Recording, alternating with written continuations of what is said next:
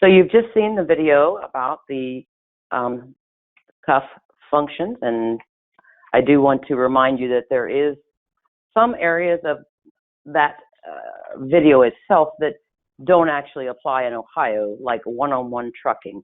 So if you do have questions about that, please ask any of us at any time. Give us a call or shoot us an email.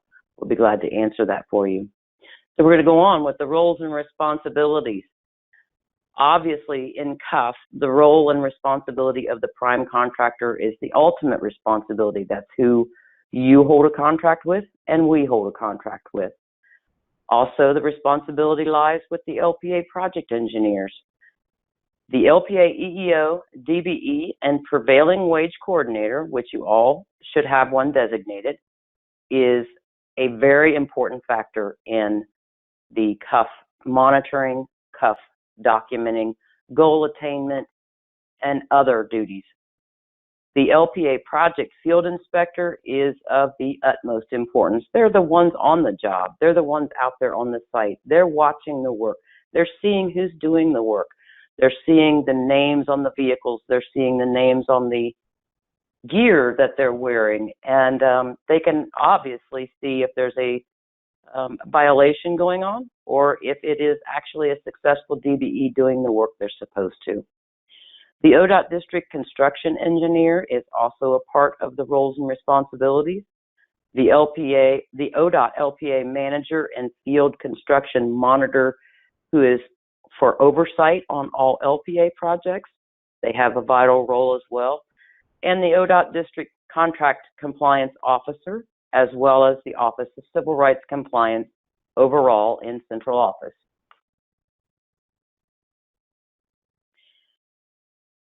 With anything, communication is definitely the most vital role for everyone to play. So we need to make sure that we're communicating with the prime contractor. If there are violations, we make sure that the contractor is aware that the DBE has not shown up to perform the work. We also try to assist and make sure, and that's what the LPA role would be when you administer your own projects, make sure that these DBEs are being contacted in advance to make sure that they are on the schedule and let them know that they do need to show up to perform the work. The DBE firm is another communication factor. At ODOT, we communicate with the DBE firms from the get-go of the project, and we ask them to give us a confirmation as to when their first day of work would begin so that we can then make sure that we monitor the CUF performance of the DBE. All subcontractors are involved. The LPA project engineer again, the LPA authorized project inspector again, who is on site most of the time, the LPA EEO, DBE, and prevailing wage coordinator. Everybody has to communicate together or things fall through the cracks. As the LPA authority, you should have an EEO, a DBE, prevailing wage coordinator, who has a vital role. The LPA, prevailing wage, EEO, DBE coordinator should be preparing the pre-construction meeting contractor packet. They should attend the pre-construction meetings. They should ensure that EEO, DBE, and prevailing wage requirements are included as agenda items. And there's an ODOT compliance summary script. While it says requirements on the screen, it is an example. It'll be shown here in a bit. And it's like a checklist of requirements that we go over during an ODOT pre-construction project. So it is a helpful tool if you choose to use that. The prevailing wage DBE EEO coordinator also coordinates all of the monitoring activities and reviews the DBE subcontract, purchase order agreements, and submittals. Then they forward those submittals to the appropriate district contract compliance officer for review and approval prior to the start of a DBE working.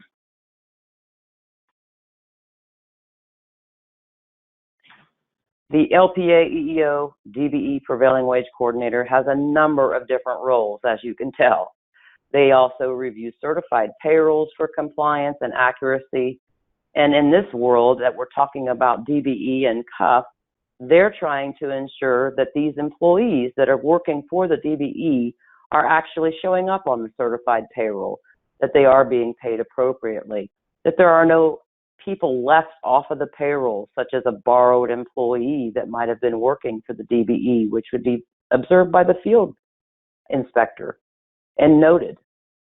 They also monitor the DBE's progress towards goal attainment, and they monitor contractor prompt payment activity. We'll mention that here briefly in coming slides, but that is Proposal Note 31. It has been active for quite some time, and it is, we have found over the years that prompt payment to all subs can sometimes be very slow.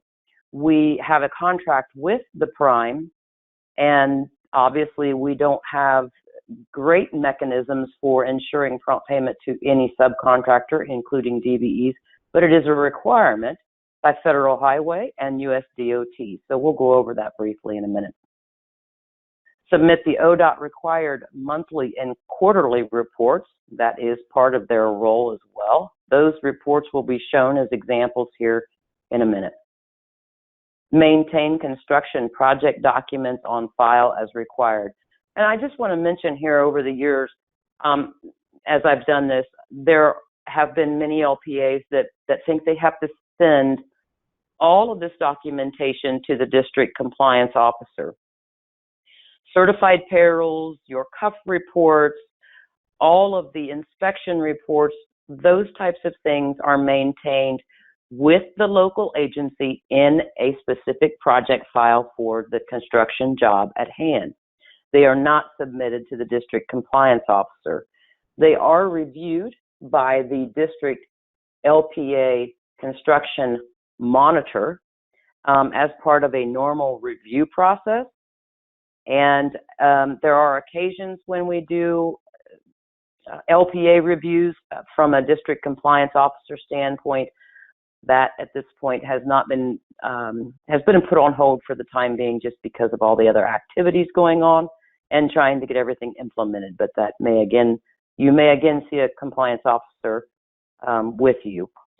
And then also too, they will train you. That is a number one goal for our compliance officers, myself included, is to try and train the LPAs so they know how to administer your own projects.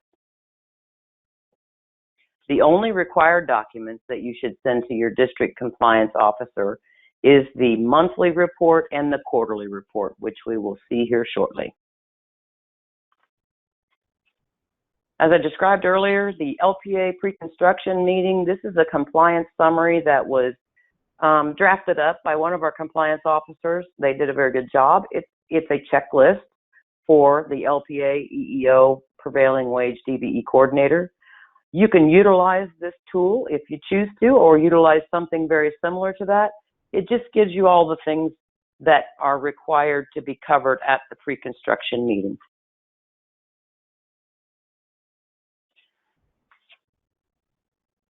When you're reviewing DBE subcontract agreements, this is a checklist basically that was developed. It's a tool for your use if you choose to use it. It's not required, but it is a tool, and it tells you what you should be looking for when you see the prime contractor submitting the DBE subcontract agreements or purchase orders, if you will. And it just kind of gives you a very good outline as to what you should see before you submit it to the district contractor compliance officer for final review and approval. The LPA monthly ODOT report, as I mentioned before, this is a similar report. There are variations of this report. They all say the same thing. This is just formatted in a different fashion. So you may see this one. You may see one very similar to this that is a checklist, a hard copy checklist.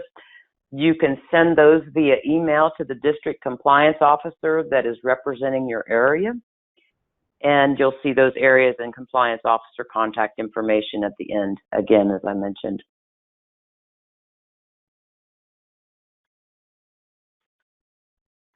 The LPA quarterly ODOT report, this is to record quarterly that you are monitoring the goal attainment for the DBEs that are subcontracted or used as a supplier or service provider on your project.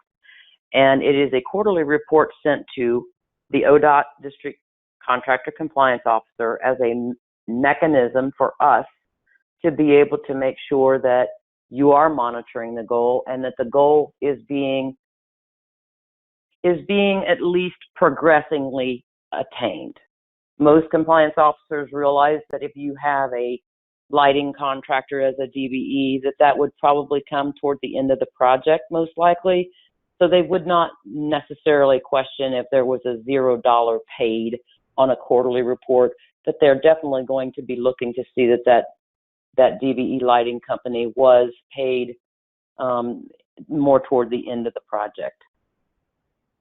This quarterly report, as you can see, it does tell you when it's due, and it's due by January 10th, April 10th, July 10th, and October 10th. If your project does not go that long, then you will obviously stop sending the quarterly report when the project is finalized out.